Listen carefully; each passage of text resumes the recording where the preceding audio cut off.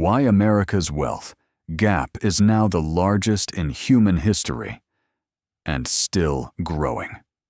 If I told you that the biggest transfer of wealth in human history is happening right now, quietly, silently, right in front of your eyes, you wouldn't believe me.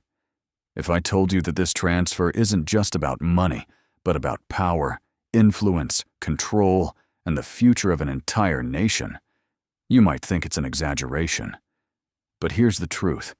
America's wealth gap has become so large, so extreme, so mathematically impossible to reverse, that historians are beginning to compare it not just to ancient Rome, but to the final century of ancient Rome, when everything looked strong on the surface, yet was rotting from within. This is not a conspiracy. It's not politics. It's not opinion. It is mathematics. Cold, brutal, undeniable mathematics. Because the top 1% in America now owns more wealth than the entire middle class combined, and the top 0.1% owns as much as the bottom 90%. This isn't just inequality, it's a silent takeover, a slow, creeping shift of wealth and influence to the very top, while ordinary Americans struggle with rising prices, rising rents, rising debt, and falling economic mobility. And the most shocking part?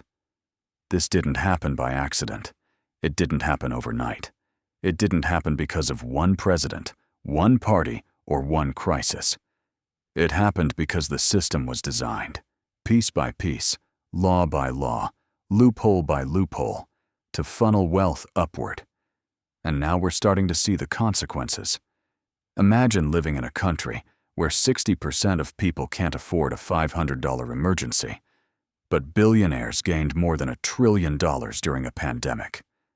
Imagine living in a country where millions of people work 2 or 3 jobs to survive, while the stock market breaks new records that they don't benefit from. Imagine a nation where home ownership is slipping away, education is becoming a luxury, and healthcare is becoming a privilege, not a right. That nation isn't in the future. It's America, right now. But how did we get here? How did the world's richest country, the world's most powerful economy, reach a point where its own citizens are drowning in debt, while the wealthy accumulate more than ever before? To answer that, we need to go back, decades back, to understand the mechanisms that created the biggest wealth gap in human history. It begins in the 1980s, a period economists call the Great Divergence. Before then, America's wealth was more evenly distributed. The middle class was strong, wages grew with productivity, and the American dream, buying a home, raising a family, saving for the future, was achievable. But something shifted. Tax laws changed, deregulation accelerated, corporations gained more power, unions weakened, and suddenly wealth began to move upward. But this wasn't just about policy, it was about mindset. Because for the first time, America started to prioritize wealth creation for investors over wage growth for workers. Productivity kept rising, but wages did not. CEOs started making hundreds of times more than their employees.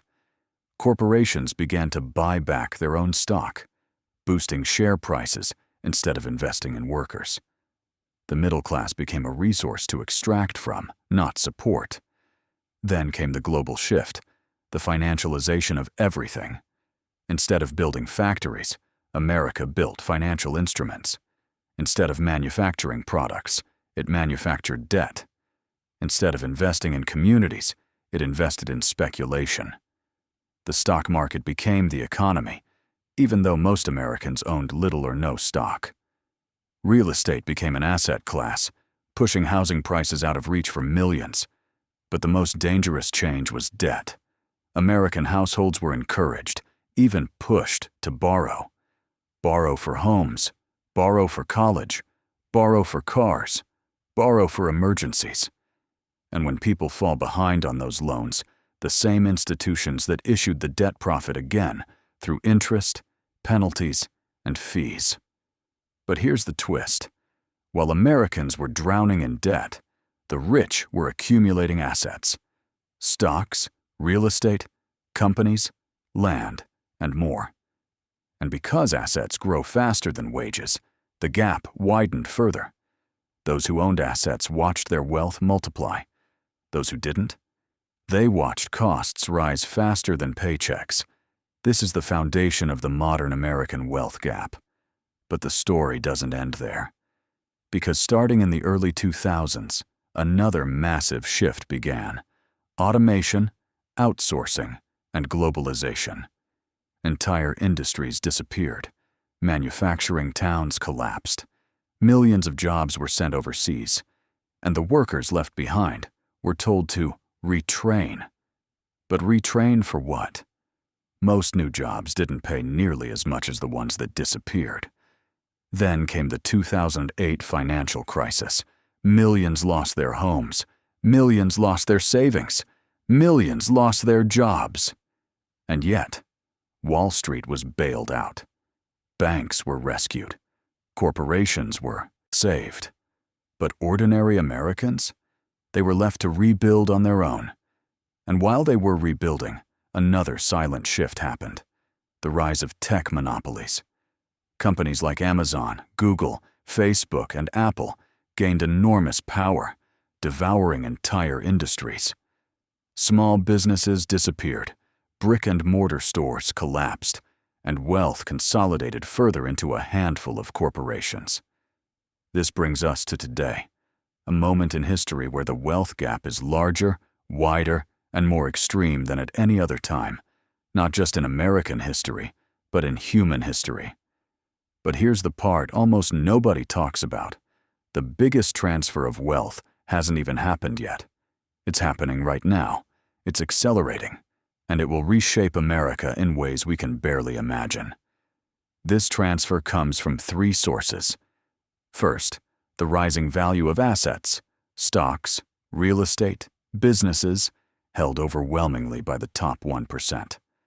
Second, the explosion of corporate consolidation, where a few mega-corporations control entire markets and extract record profits. And third, the demographic shift known as the Great Wealth Transfer, the passing of $70 to $90 trillion in accumulated wealth from older generations to younger ones. But here's the twist. Most of that wealth is concentrated in the top 10%, meaning inequality will grow even more. But the greatest danger is not the wealth gap itself. It's what happens when a society reaches extreme inequality. History shows that no nation has survived such imbalance without facing one of three outcomes: societal collapse, political revolution, or complete restructuring of the economic system. Because when people feel like the system is rigged against them, when they feel like hard work no longer leads to success, when they feel like opportunity has been replaced by exploitation, when they feel like the future is slipping away, that's when societies break. And America is approaching that breaking point.